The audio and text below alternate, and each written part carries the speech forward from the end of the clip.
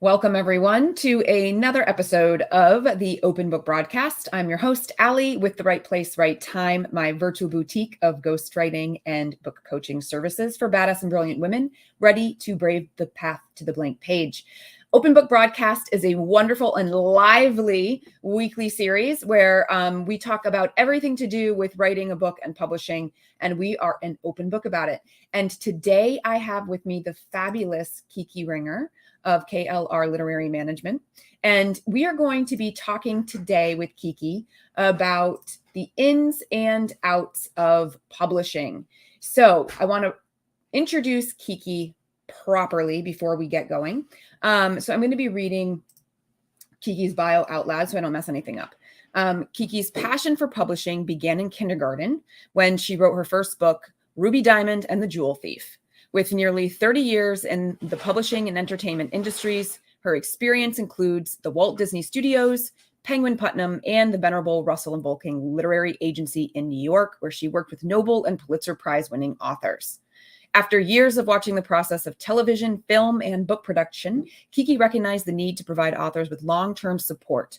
Whether publishing traditionally or independently, every author needs guidance with production, marketing plans, and distribution channels.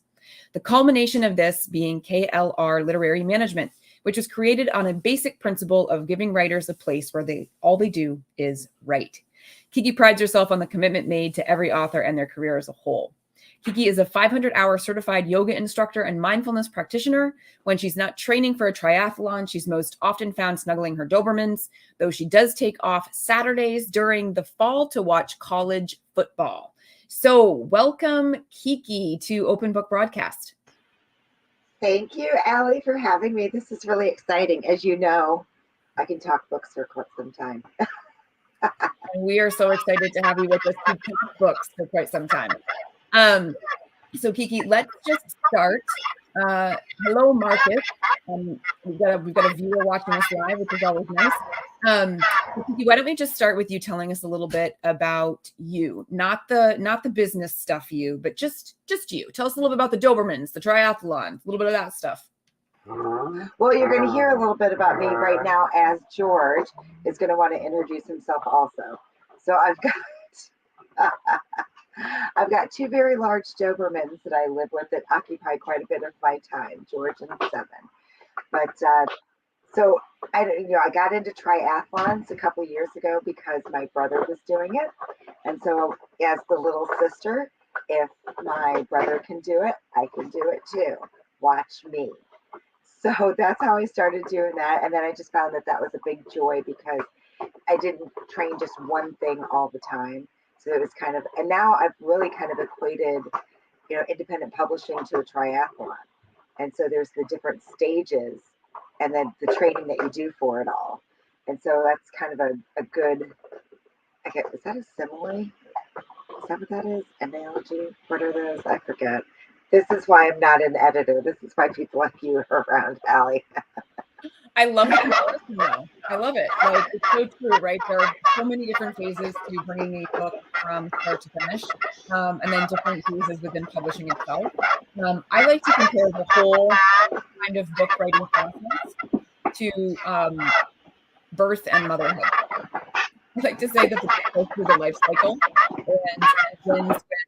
and begins with conceiving the idea and goes all the way through to launching the book into the world, which is like birth, and then having to rear that thing for the rest of its life. Like, you're never actually done. And that's the part that I think so many authors forget. They think about the birthing part of it, right? And then they're like, okay, done. Nope, you're not done. Like, that's, for me, that's like you just finished the bicycle part. You still have the run to go and you're tired, right? And you thought you were finished, and nope, you still have a lot left to do. There's a whole lifespan of the book left to go. So yes, totally agree. So why don't you tell us a little bit about your journey from traditional publishing to what you're doing now inside your own business? Well, so I always knew I wanted to work in publishing. I was that girl that, I admired Max Perkins the, Hemingway and Fitzgerald's editor rather than the writers themselves. I loved that process. So I knew I always wanted to get into publishing. I just didn't know what that would look like. So I I worked at Disney for a few years. I worked in television. I realized that was not my medium. Got a lot of background in marketing and of course branding. The Disney brand is pretty fierce. So I knew I wanted to get into books. Moved out to New York City to do the traditional book publishing thing and ended up at a literary agency, which was really, that was kind of the culmination there of learning the whole process, because I worked with somebody who, he was 76, I think, when we started. He had been in publishing for 50 years, so he had seen all these changes in publishing. And then there was also a younger agent who did things completely different. They had two different paths that they took. So it's interesting for me to learn that. And then, of course, all the subsidiary rights that nobody seems to exploit now in independent publishing. And so I was there for a while, decided that I was going to go off and work for just one author. And of course, in order to do that, I had to start my own company so that he had someone to bill rather than me, just myself. So that was kind of how the KLR Literary started. I saw the traditional publishing route, and it really took off when I was at the literary agency. It really took the rose-colored glasses off for me, because I could see how very talented writers were still not getting published. And so, I remember representing a guy, Michael Smith. I'll have to look him up and see where he is. But he was a brilliant writer, but it took years to try to sell him. And I think the industry's traditional has gotten even smaller, so that it's even harder. I saw something the other day about how the editorial and marketing departments are looking at whether there's content in the book to repurpose for TikTok. That is something that they're looking at before they purchase books traditionally.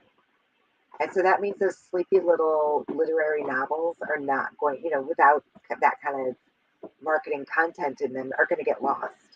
And so took the rose-colored glasses off for me. And so I went to go work for one author. I thought, if I can do this for this one guy, I can do this. I can offer these services for everybody. Of course, back then, I was going to do everything myself because, when you're young, your ego is huge and you can do everything yourself. I have since learned that I am not a cover designer. I'm not an editor, but I know awesome people like Allie to recommend people to. So that's kind of where it got me to where I am. And when I started my job, Allie was telling me, like, what title did I give myself? I've kind of morphed it. But when I started my company, I called myself a literary manager, because there was no such thing as what I wanted to do. I wanted to help authors, as soon as we sold them either to traditional or if they decided to self-publish. The question after that book was published was always, so what now? What's next? Right? Yeah, that's right. You have to nurture that book or that child for its lifetime at this point. So that's where the title came from, because I had to make something up because it didn't exist yet.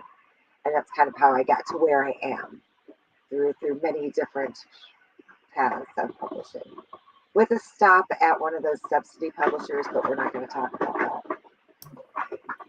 Okay, so what I think would be great for our audience to know is a little bit about the, and this would be high level. We could obviously spend just a whole conversation and going into the weeds, but obviously there's different types of publishing paths. You've been in traditional, and now you support people kind of in the indie side. But before we go to the indie side, so explain a little bit to people, like the general process of going through traditional publishing, because I find that when people come to me, they're very unclear as to what their options are. And they don't really understand that there is a process of traditional publishing with multiple people along the way. and how that kind of works. And I think it would also be good for them to understand, what exactly is the literary agent's role? What are they supposed to be doing to represent an author? And like, how do they get paid? Like you mentioned this Michael guy that you were trying to sell for years. Like, how are you making any money off of that guy if you weren't selling him? So if you could just, and we don't need to spend a lot of time, but like high level strokes, and then we'll go over the indie side. Well, it's funny that you should bring that up, because when I interviewed at the literary agency, I will never forget Joe Regal saying to me, "Are you here to make a lot of money?"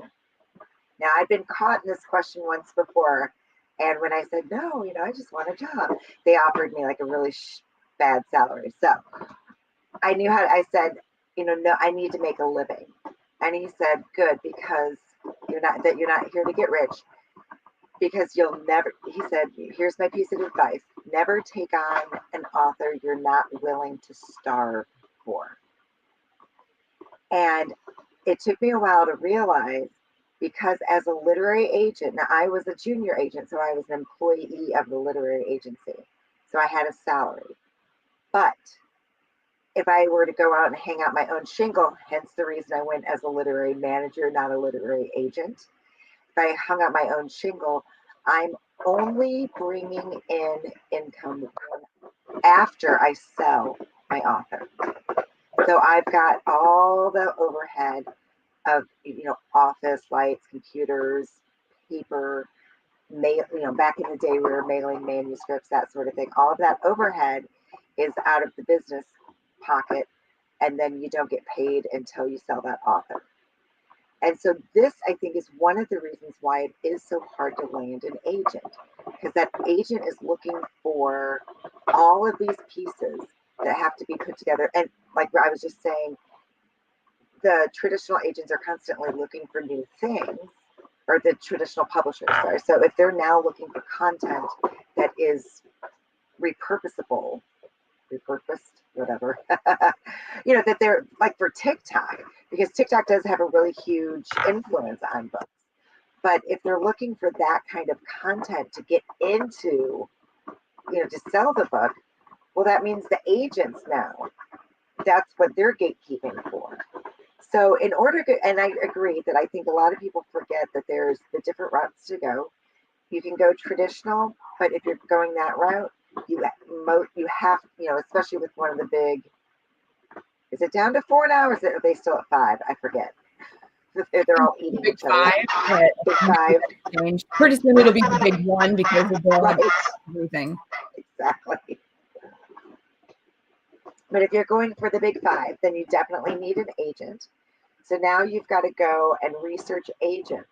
So kind of what I teach people is go and find books, that your book would be sitting with on the bookshelf, right? Go find some recently published books that would be in your genre, in your subgenres. Go find out who those publishers are. You can call the publisher, get to the records department, find out who the agent of record is, look up that agent, see, what their recent sales have been. Are they taking submissions? Then go to their submission guidelines, because every agent is going to be different, right? And you want to definitely personalize to the agents, right? So there's nothing, I worked the slush pile, where everybody would just write in, goes in, and went into this big box. And I would sit there once a week and I would rip it open and see if they had a return envelope, because inevitably it just got the form letter, thanks, but no thanks. And, I just skim over that, and it's usually an intern or somebody low on the totem pole skimming over those letters. You've got to catch the attention just like that, right? So to get it past that gatekeeper up to usually the assistant, and then past that assistant to the agent. Now, some of the agencies are smaller. The agents are open the slush pile themselves. But it's going through all those steps. Then the agent is selling, obviously, to the publisher. Then when you sell a book, all those people are also taking a cut of your, taking a piece of your pie. So you get the leftovers at the end. And let me tell you, it can be really small after everybody's taken their piece out of there. But I think that's one thing that's important to look at is, why do you want to go traditional? Is it because you think you're going to get that marketing and distribution support, and you're going to get the distribution right into better probably sales channels? Doesn't necessarily put your book into the bookstores. And the marketing support, you're not John Grisham. John. Yeah, John Grisham. I was going to put James Patterson and John Grisham together. So John Grisham, James Patterson, you're neither one. You're not, right? And so that's where they're putting all their big marketing dollars. So you still have to go out and do all the marketing yourself. So I think it's important to figure out why you want to go traditional. And then just know that if you have a book that is timely, traditional is probably not your route, because you're going to have to search for that agent. That takes time. That agent then has to search for the publisher. That takes time. Then that publisher has to go through all the production and all of the steps to get the book published. That takes time. So, I mean, you're looking at, on the fast track, 2, maybe 3 years doing something like that. Or if you were to go to independent, you could get it out within a year and keep all your money and all your rights. That's probably why I like that route better. Now that said, though, so I mean, it sounds like the disadvantages, right? Like, so timing, the amount of gatekeepers, people are all going to take a portion of your cut, so you're going to have less. So there are those things, right, as disadvantages. So it sounds like the only real advantage from your perspective in traditional would be that, the reputation or visibility potentially that one of the top 5 publishers could give you by publishing traditionally. But really, you're not getting a lot more than that. Would that be an accurate kind of summary? I would say probably the one, the biggest thing is that the publisher is putting up the money for you, right? Especially, and if you've gone with one of the big 5, you probably got an advance. And so, yes, monetarily, it behooves you to go traditional because you'll get that advance. They'll pay for all the production, the editing. Well, I recently heard, and I don't know, I have to look into this because I recently within the last month heard that some of the traditional publishers are now asking authors to pay for their editing. So I don't know. I feel like if that's the case, like, I have no idea why you'd want to go traditional. Because also with that advance, you have to earn it out before you make any more money. So if they give you $1,000, your book has to earn back $1,000 before they're going to give you 1,001. And so, so I guess it is that yes, the prestige of saying, I'm a Simon & Schuster published author. That's some big shit. I'll give you that. But on the other hand, going through that whole process, waiting for some of the things to happen, I'm not sure if it's sometimes worth that.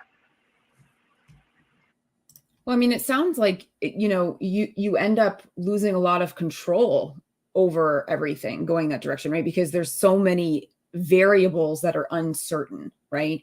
And while you might get an advance, who knows how much, you don't know if the book will earn out because there's no crystal ball and there's no guarantee in sales, right? We know that even as business owners, regardless of like being authors, we know that as business owners. And, timeline and who's going to, are they going to be good? Are they going to actually, really pay attention to what you want? Are they going to change your title? Are they going to redo the premise of what you've been pouring your heart and soul into? And so I think, like, when you pick an independent option or hybrid option, yeah, there's a lot of costs that come out of your pocket, but you've got more control over everything, including the way that you then go about using that book to make the money back. So tell us, give us your number one thing that really pisses you off about the industry, generally speaking? You've kind of covered the good, the bad, the ugly of traditional publishing. So tell us what pisses you off about publishing broadly. The business model. The entire business model for publishing is just wrong, right? So here it is. It's the author's brilliance, right? It's their writing, and they're the very last one to get paid. And, and if I'm a publisher and a bookstore orders 50 books and they only sell 10, they get to return those 40 books, and then there goes the author's royalties. I mean, it's just, I feel like what really gets my goat is when I see authors getting taken advantage of. And I just feel like this industry is not set up, well, especially traditional publishing is not set up for the author. It's set up for the publisher, not for the author. And so I think that's one reason why I want to be an author advocate, is because there are so many piranhas out there that and I get these calls all the time. Is this real? Or is this a scam? It's a scam. For the most part, if you have to ask yourself, it's a scam, right? Like if you're wondering, then it's what, so there's so many people out there just going off the dreams of authors and just knowing like that, where authors are, and like they just want to be published. They want to get their book out there. So then they make these big promises of like, oh, we'll get your book into bookstores all over the world. Well, and then you pay them all this money and nothing happens. You never hear from them again. Mm-hmm. So it's, seeing all these scams happening, just seeing authors getting taken advantage of. And I think that's exactly what led me into doing this, is because that really So then when you work with authors, I love author advocate. I think you should really consider how you can get that into your marketing. And when you work with authors, do you help to explain to them the different paths to publication, help them choose which one aligns with their goals, and then help them understand the process? Like, tell us a little bit about like what you would do in working with an author. Exactly. And that's exactly it. So, we do that discovery call. We kind of dive deep into what are the big goals. Why are you publishing a book? Everybody's goals are different. So you can, some people just really, they just want to check it off a bucket list. They don't really care about sales. They're not really into, the quality of it's one of those, I wrote it, get it out of the shelf, off the shelf and into print and done, on to the next thing. So for somebody like that, don't pour a lot of money into it. Go with one of those hybrid subsidy publishers. Just get her done, get her out, move on. But if you've got, if your goal is to go traditional, then let's explore the ways to do that and, find the right agents to submit to, work on those proposals, getting all the right pieces together to go traditional. Or if you want to go independent, again, there's different routes going that way. There are a lot of great resources out there to DIY, do it yourself. Or there's the DIY, do it for you. Wait, DIFY, whatever. So, there's, again, I can give you those resources where you're going to go off and, all right, you're going to go lay out your book, your interior. There's some great resources to do that. I personally would rather go get a root canal than lay out a book. So I'll go find you the person. I've got some great layout artists, depending on what type of your book you're doing. So that's what we just try to find, that best path, kind of really dig into what your goals are and why you're publishing the book. And then that kind of determines, which direction you're going to take. Awesome. So what kinds of like done for you services do you offer? So you've obviously got this publishing strategy kind of piece and goal setting and things like that, so people can make good decisions about how they're getting their book out there.